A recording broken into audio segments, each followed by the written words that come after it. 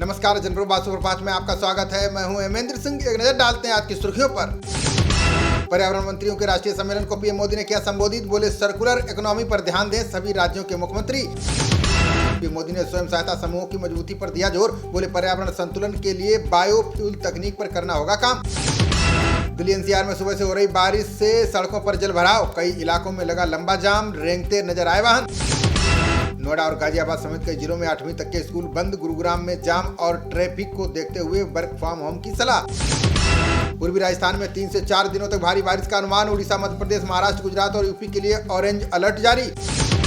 लगातार हो रही बारिश से दिल्ली एनसीआर में घटा प्रदूषण। 24 घंटे में संतोषजनक श्रेणी में दर्ज किया गया वायु गुणवत्ता सूचकांक। विशाखापट्टनम में आईएनएस निपुण और आईएनएस निस्तार लॉन्च पोतों पर पनडुब्बियों का बचाव करना है डीएसबी का मुख्य काम। देश में पहली बार सरकारी अस्पताल में रोबोट से किडनी ट्रांसप्लांट। सफदरजंग अस्पताल में ऑपरेशन के बाद मरीज पूरी तरह से स्वस्थ। अशोक गहलोत ने किया कांग्रेस अध्यक्ष का चुनाव लड़ने का ऐलान। अब जल्द ही राजस्थान के सीएम पद से दे सकते हैं इस्तीफा। कांग्रेस के पूर्व अध्यक्ष राहुल गांधी ने होने वाले नए प्रमुख को दी नसीहत। बोले, वन मैन वन पोस्ट के अपने वादे पर कायम रहेगी पार्टी।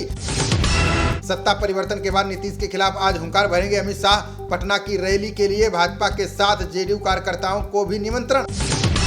तमिलनाडु के कोयम्बटूर में भाजपा कार्यालय पर फेंका गया पेट्रोल बम। हमले को पीएफआई के खिलाफ हुई छापेमारी से जोड़कर देख रही भाजपा। पीएफआई पर छापों के विरोध में कई शहरों में हुई तोड़फोड़। केरल में पुलिसकर्मी पर हमला, बसों को पहुंचाया गया नुकसान। 5 राज्यों के चुनाव में भाजपा ने खर्च किए 340 करोड़ रुपए। कांग्रेस ने भी राज्यों में प्रचार पर खर्च किया 194 करोड़ का बजट। जल्द दूरसंचार कानूनों के दायरे में आएंगे व्हाट्सएप, टेलीग्राम, कॉल। सूचना प्रसारण मंत्रालय ने तैयार किया कई बड़े बदलावों का प्रस्ताव। एफएमसीजी से जुड़े 5 उद्योगों ने सरकार को लगाई करोड़ों की चप्पत। रिपोर्ट में अवैध कारोबार से 58,521 करोड़ का जमा नहीं हुआ टैक्स। यूएनएससी में अमेरिकी विदेश मंत्री ब्लिंकन ने पुतिन पर साधा निशाना। बोले, मास्को से करीबी संबंध रखने वाले देश भी यूक्रेन हमले से चिंतित। संघ प्रमुख मोहन भागवत ने की चीफ इमाम इलियासी से मुलाकात। अब जल्द कश्मीर के मुस्लिम नेताओं के साथ करेंगे बैठक। धार्मिक सद्भाव के तहत मदरसा पहुंचे भागवत ने बच्चों से पूछे सवाल। बोले, सिर्फ धर्म की पढ़ाई से कैसे बन पाओगे डॉक्टर और इंजीनियर। यूपी में एनसीआर की तर्ज पर विकसित होगा बृहद बनारस परिक्षेत्र। आजमगढ़, मिर्जापुर समेत 12 जिलों को समाहित करने की योजना। बीएमसी ने शिंदे गुट को शिवाजी पार्क में रैली की नहीं दी इजाजत। अब हाईकोर्ट के फैसले पर टिकी दोनों गुटों की निगाहें। पंजाब के बाद गुजरात को विश्व बैंक से मिला 35 करोड़ डॉलर का कर्ज। स्वास्थ्य सेवाओं को ज्यादा मजबूती देने पर काम करेगी प्रदेश सरकार। स्पाइस जेट ने अपने पायलटों की 20% बढ़ाई सैलरी। कंपनी अक्टूबर महीने से लागू करेगी नए वेतनमान का फैसला।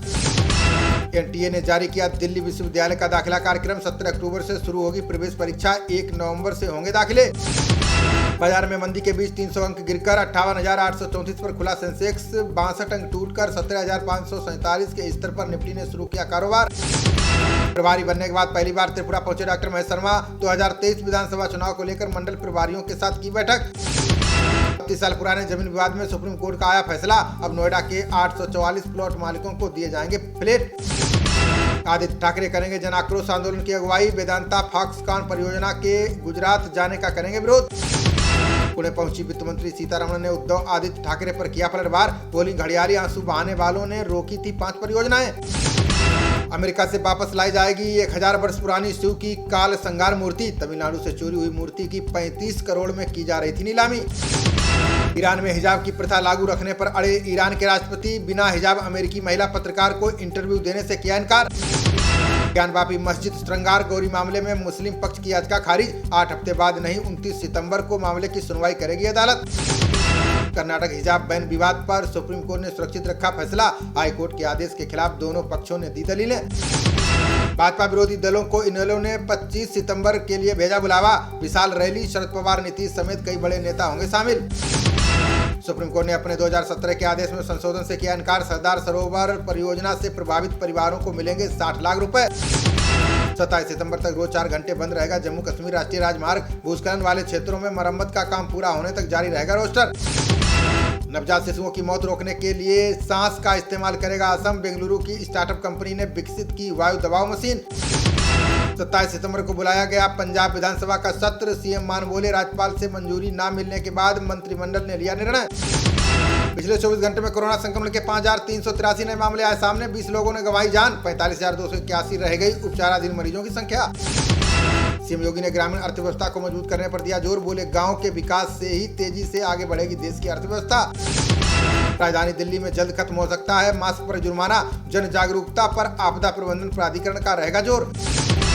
पीएम मोदी के भाषणों पर आधारित किताब का विमोचन करेंगे नायडू। पूर्व उपराष्ट्रपति बोले पुस्तक का विमोचन करना मेरे लिए सम्मान की बात। रक्षा मंत्रालय और बीएपीएल ने अनुबंध पर किया हस्ताक्षर। रक्षा उत्पादन में आत्मनिर्भरता को बढ़ावा देने के लिए बनेगी रणनीति। विदेश मंत्री एस जयशंकर ने संयुक्त राष्ट्र सुरक्षा परिषद को किया संबोधित। बोले सभी युद्ध को तत्काल बंद करने और बातचीत का पक्षधर है भारत। कांग्रेस के हाथ से निकल सकती है कई अहम समितियों की अध्यक्षता। संसद की गृह और आईटी मामलों की स्थायी समिति से हो सकती है बाहर। प्रेम प्रसंग से गुस्साए लड़की के चाचा ने युवक की ली जान। पुलिस ने आरोपी अनिल को गिरफ्तार कर 100 किया बरामद। नोएडा थाना सेक्टर 63 पुलिस ने 2 युवकों को किया गिरफ्तार। अभियुक्तों से लूटे गए मोबाइल फोन और बाइक बरामद। नोएडा के ग्रैंड ओमेक सोसाइटी में युवक ने 9वें फ्लोर से लगाई छलांग। महाराष्ट्र निवासी निधि मूर्ति के रूप में हुई मृतक की पहचान।